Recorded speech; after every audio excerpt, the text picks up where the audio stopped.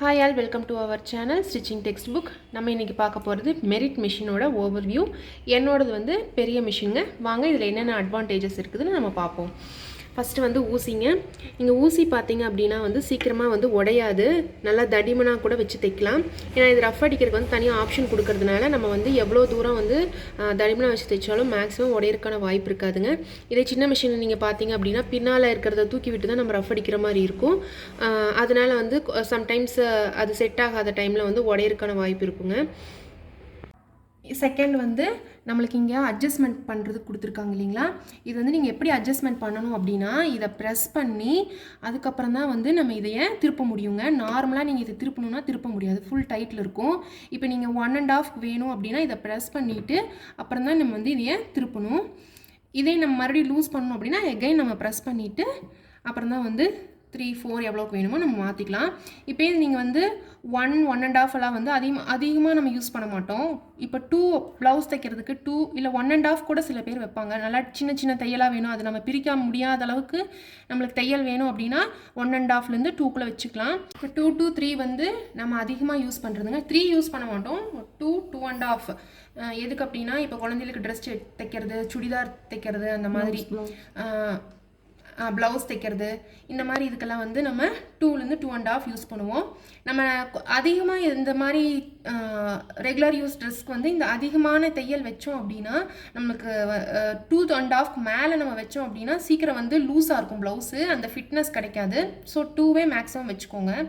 அடுத்து இந்த 3 to 4 என்னன்னு பார்த்தீங்கன்னா உங்களுக்கு எம்மிங் பண்ணுறதுக்கு ப்ளவுஸ்க்கெல்லாம் வந்து நம்ம எம்மிங் பண்ணுறதுக்கு பெரிய தையல் போடுவோம் இல்லைங்களா, அதுக்காக இந்த 3 and 4 வந்து 3 to 4 வந்து நம்ம யூஸ் பண்ணிக்கலாம். 5 கொடுத்துருக்காங்க. 5 நம்ம மேக்ஸிமம் யூஸ் பண்ணவே மாட்டோங்க. நான் இது வரைக்கும் யூஸ் பண்ணதே கிடையாது. மேக்ஸிமம் நம்ம வந்து 1.5லேருந்து 3.5 வரைக்கும் தான் நம்ம யூஸ் பண்ணுற மாதிரி இருக்கும். அடுத்து நம்மளுக்கு வந்து நூல் சுற்றுற ஆப்ஷன் இதுலேயே மிஷின்லேயே கொடுத்துருக்காங்க. நம்ம நூல் இதில் போட்டுட்டு நம்ம இதை லாக் பண்ணிட்டோன்னா நூல் ஆட்டோமேட்டிக்காக வந்து இதில் சுற்றிடும். இதுக்கான வீடியோ வந்து நான் ஏற்கனவே நம்ம சேனலில் போட்டிருக்கேன், பார்த்துக்கோங்க. அடுத்து இந்த ஆப்ஷன் எது கொடுத்துருக்காங்க அப்படின்னா நம்ம இது வந்து நார்மலாக கரெக்டாக இந்த எட்ஜில் கரெக்டாக இருக்கணுங்க, வெளியிலையும் வரக்கூடாது, ரொம்ப டைட்டாகவும் இருக்கக்கூடாது. ரொம்ப டைட்டாக இருந்துச்சுன்னா நம்ம இங்கிருந்து வர நூல் வந்து இழுத்தா மிஷினில் இந்த நேரம் ட்ரெஸ் வந்து சுருக்கடிக்கும். ஸோ நீங்கள் ட்ரெஸ் சுருக்கடிச்சா கூட இதை வந்து நீங்கள் கொஞ்சம் அட்ஜஸ்ட்மெண்ட் பண்ணிட்டீங்க அப்படின்னா கரெக்டாக இருக்கும். நீங்கள் ரொம்ப லூஸ் விட்டீங்க அப்படின்னா நூல் வந்து கரெக்டாக ஸ்டிச்சிங் விலகவே விலகாது. ஸோ நார்மலாக இந்த எட்ஜில் கரெக்டாக இருக்கணும். இந்த ஆப்ஷன் அதுக்காக கொடுத்துருக்காங்க.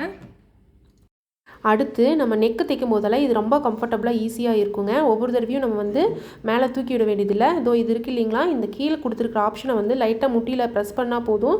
இங்கே பாருங்கள் ஆட்டோமேட்டிக்காக தூக்குது. நம்ம அப்போ வந்து நம்ம அழகாக நம்ம நெக்கு டிசைன் தைக்கும் போது பின்னால் தூக்கி நம்ம திருப்பாமல் ஆட்டோமேட்டிக்காக முட்டியில் ப்ரெஸ் பண்ணி திருப்பிக்கலாம். ஆயில் வந்து நம்ம கண்டிப்பாக 2 days ஒன்ஸ் கண்டிப்பாக கொடுத்தே ஆகணுங்க. டெய்லியும் கொடுக்கணும்னு சொல்லுவாங்க. டெய்லியும் தேவையில்லை, ஏன்னா நம்ம டெய்லியும் ஸ்டிச் பண்ணுற மாதிரி இருந்துச்சுன்னா நம்ம அந்த எண்ணெயை அந்த ரஃப்பாக ஒரு துணி வச்சு அந்த எண்ணெயை ஃபுல்லாக வெளியில் எடுத்துகிட்டு அதுக்கப்புறம் தான் நம்ம தைக்கிற மாதிரி இருக்கும். இல்லைன்னா இந்த ஊசியில் ஃபுல்லாக அந்த எண்ணெய் வந்து இந்த நுனையில் வந்து நிற்கும். ஸோ நீங்கள் வந்து இங்கே பாருங்கள் ஆயில் எங்கெங்கே கொடுக்கணும் அப்படின்னா இங்கே எழுதியிருக்காங்க. ஆக்சுவலாக இதில் 2 எழுதியிருக்காங்க. இங்கே ஆயில்ட்டு இங்கே ஹோல் இருக்கிற இடத்துலலாம் ஆயில் கொடுத்துருங்க, இங்கேயும் கொடுக்கணும். அடுத்து இங்கே ஒரு ஓப்பனர் கொடுத்துருக்காங்க பார்த்தீங்களா, இதுலேயும் ஆயில் நீங்கள் எவ்வளோ ஊற்றுனீங்கனாலும் இந்த ஆயில் உள்ளே போயிட்டே இருக்கும். கடைசியில் கீழே வந்து ஒரு ஷீட் கொடுத்துருப்பாங்க. அந்த ஆயில் வந்து வேஸ்ட்டாக மெஷின் அந்த ஃபுல்லாக ட்ரையாக இருக்கிற இடத்துலலாம் ஆயில் போய் செட் ஆனதுக்கப்புறம் எக்ஸ்ட்ரா எண்ணெயெல்லாம் வந்து அந்த கீழே இருக்கிற ஷீட்டில் நின்றும். அதுக்கப்புறம் நம்ம கடைசியில் கிளியர் பண்ணிக்கலாம். இங்கெல்லாம் வந்து நம்ம ஆயில் வந்து ஊற்றணுங்க. இந்த நேரு அவ்வளோதான். ஆயில் மட்டும் கரெக்டாக ஊற்றிக்கோங்க 2 days ஒன்ஸு. நீங்கள் நைட் ஊற்றி வச்சிட்டிங்கன்னா நம்ம காலையில் வந்து தைக்கிறதுக்கு கம்ஃபர்டபுளாக இருக்கும். நீங்கள் அப்பவே ஊற்றிட்டு தைச்சிங்கன்னா நிறைய ஆயில் அப்படியே வந்து நம்ம ட்ரெஸ்ஸில் தைக்கும் போது ஆயிலாக இருக்கும், அது போகவே போகாது. நைட்டு ஆயில் ஊற்றிட்டிங்க அப்படின்னா காலையில் எழுந்திரிச்சு வேஸ்ட் கிளாத் இங்கே அடியில் வச்சு ஒரு 10 தையல் நூல் வச்சே 10 தையல் வந்து நீங்கள் போட்டிங்க அப்படின்னா தான் அந்த ஆயில் ஃபுல்லாக வெளியில் வந்துடும். இங்கே நூல் போட்டு நம்ம எப்படி வந்து ஊசிக்கு கொண்டு வரது அப்படிங்கிறது வந்து பிகினர்ஸ்க்காக நான் ஏற்கனவே ஒரு வீடியோ போட்டிருக்காங்க. டவுட் இருக்குவீங்க நம்ம சேனலில் போயிட்டு அந்த வீடியோ பார்த்துக்கோங்க. லிங்க் வந்து நான் டிஸ்கிரிப்ஷனில் கொடுக்குறேன். அடுத்து வந்து இந்த பாபின் சுற்றுறது இருக்குது இல்லைங்களா, பாருங்கள் எவ்வளோ நீட்டாக வந்திருக்குன்னு. இந்த மாதிரி நீட்டாக சுற்றணும் அப்படின்னா நான் 2 ஆப்ஷன் வந்து நான் ஏற்கனவே காமிச்சிருக்கேன், அதுவும் டிஸ்கிரிப்ஷனில் லிங்க் கொடுக்குறேன், பார்த்துக்கோங்க. நம்ம இது பாபின் இருக்குது இல்லைங்களா, இது வந்து இதில் எப்படி போடுறதுனா இப்படி ஜஸ்ட் உள்ளே போட்டதையும் செட் ஆயிரும்.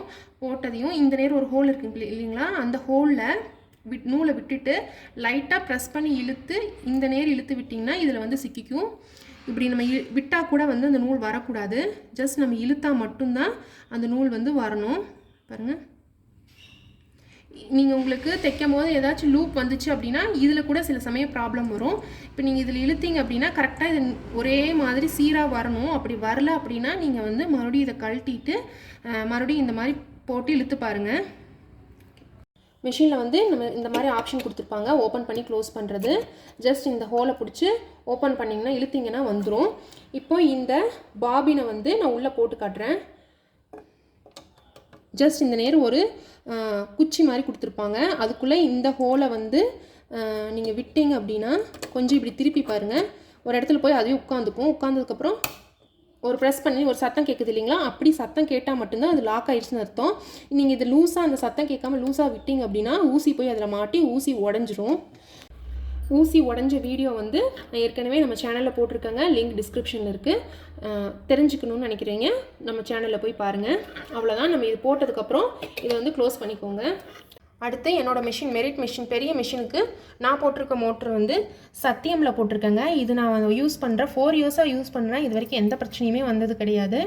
ஸோ பெல்ட்டு வந்து நான் 1 டைம் மாற்றிருக்கேன். ஏன்னா நிறைய தடவை யூஸ் பண்ணினதுனால நான் வந்து 1 டைம் மாற்றிருக்கேன். நீங்கள் ரஃப் யூஸ்க்கு வந்து தைக்கணும் அப்படிங்கிறத பட்சத்தில் நீங்கள் வந்து இந்த மெரிட் பெரிய மிஷின் வந்து நீங்கள் சூஸ் பண்ணலாம்.